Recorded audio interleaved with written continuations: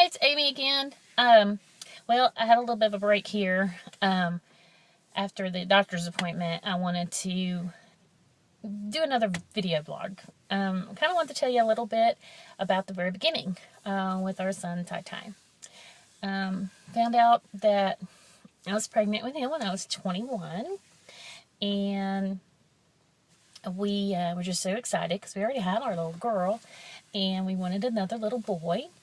Or not another little boy, we wanted a boy as well to share with our daughter. And we always wanted 2 children, a boy and a girl. It's kind of like our dreams, perfect little family, blah, blah, blah. But anyway, I went in and I had that a triple screen test done that tests the beta alpha protein in the blood, and it came back positive for Down syndrome.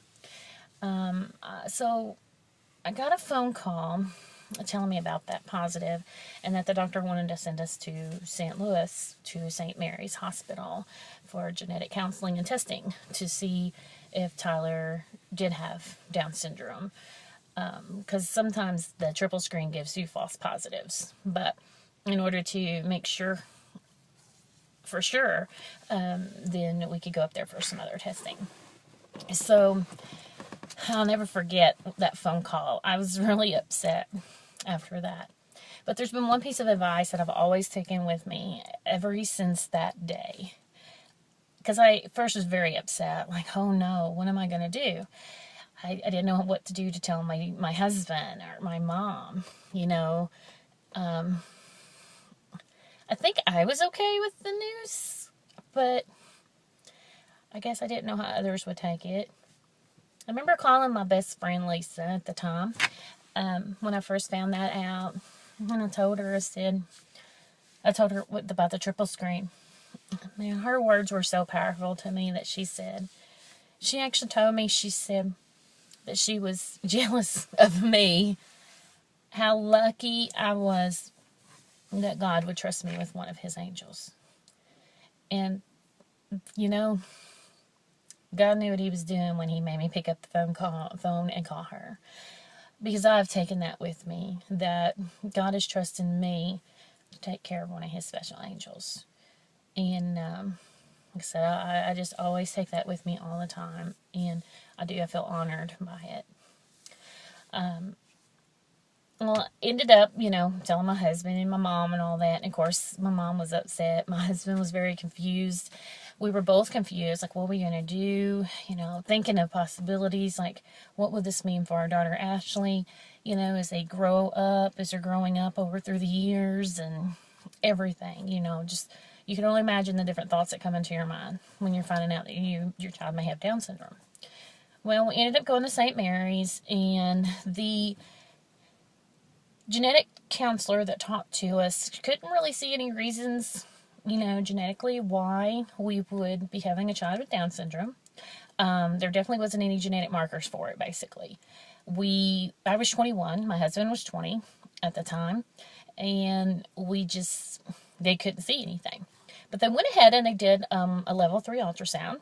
Now they have that 4D. But anyway, it was, or 3D, I guess. But now, but then they did like a level 3 ultrasound. And with that, they were able to measure femur bones and the back of the neck. They're looking for markers for Down syndrome. It's also kind of looking to see if by any chance any heart defects, since 50% of children born with Down syndrome have heart defects. So they were looking exclusively at the heart as well too. Well, they couldn't find any markers of Down syndrome. They said they can't tell us 100% sure that he doesn't have Down syndrome, but they were 99% sure that he didn't have Down syndrome. They did give us an option of doing the amniocentesis, which is where they stick a needle in your belly into the uterus and pull out some amniotic fluid. And that would definitely let you know for sure if your child has any of those abnormal, any birth defects or anything. So we ended up not doing that. We were okay with just what the ultrasound said. I didn't want to put me or the baby at risk, preterm labor or anything. So we opted that we were okay with the news that they had gave us. So we went on through the rest of the pregnancy okay. Not very many complications, except for being hospitalized one time for me having crystalloids in my urinary tract area, which made me very, very sick. And that was in January. Tyler was born in February. Pretty unique birthday, actually. His birthday is 02, 202002. Nothing but twos and zeros. He was 6 pounds, 8 ounces, and 20 inches long. Perfect little boy. They handed him to me whenever he was born. His daddy got to cut the cord and everything. I had a fabulous OBGYN. She really encouraged me to go through everything naturally. So I didn't have any drugs with him at all. And 12 hours of labor, he was born. Well, after he was born and they took him, to clean him up and do their little tests and stuff like that they always do, we ended up getting a little worried because it had been like 3 hours or so since they had took him away, and I was starting to worry about what was going on. And it wasn't long after that Dr. Blanton came into the delivery room, and he had a talk with me and my husband that he believed that Tyler looked like he had Down syndrome. So that was okay with us.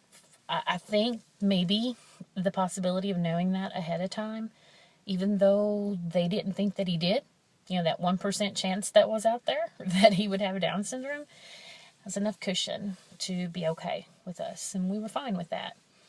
Plus, I was taking the words that my friend Lisa had told me from the very beginning, that God trusts us with his angel. And so I just knew this was our job. This was something we was going to have to do, and it'll be okay. It'll be all right. So that was the birth of our little Tyler, pregnancy and birth of Tyler. And I do want you to know too, our doctor did not automatically just diagnose him with Down syndrome. He actually still had to draw blood and send that blood off. And it took about a week or so before we actually had a confirmed diagnosis that he did have Down syndrome. But Dr. Blanton eased our minds. He let us know that if he could do it 100%, he would say he could, but he can't. He had to do the blood work. So we got the news about a week and a half later or so. I'll never forget that day. I was on the phone with my sister-in-law. She was folding laundry. And all of a sudden she said, "I gotta go." And she sounded frantic and panicked in her voice. And I was like, okay. And she hung up. And whenever I called right back, and my brother-in-law answered the phone, and he said, "Amy, Leanne, I'll have to call you back later." He's like, "We got an emergency." And I'm like, okay, well, what's going on? And he's like, "Well, Dylan fell down down the stairs, and we had to call an ambulance and everything. We'll call you back later." And I was like, okay, well, we decided we're going to the hospital. And my nephew, who was only 18 months old at the time, had fell 9.5 feet from one level of stairs to the next, trying to get a toy, and it had knocked the breath out of him. When we got back from going up to the hospital with him being there, there was a phone call on my answer machine from Dr. Blanton wanting me to give him a call if he needed to talk to me, and with his personal home number and everything. And that was the day that we found out that for sure that our Tyler had Down syndrome. So a new journey begins. One very much not like our first child's journey was going. So I'm going to stop now. I will post more for my good friend in California, Dewana, and let you guys enjoy these blogs, giving you a glimpse into our lives. It's a wonderful idea that she had, and I'm glad that I can help be a part of it. All right, stay tuned. Thanks.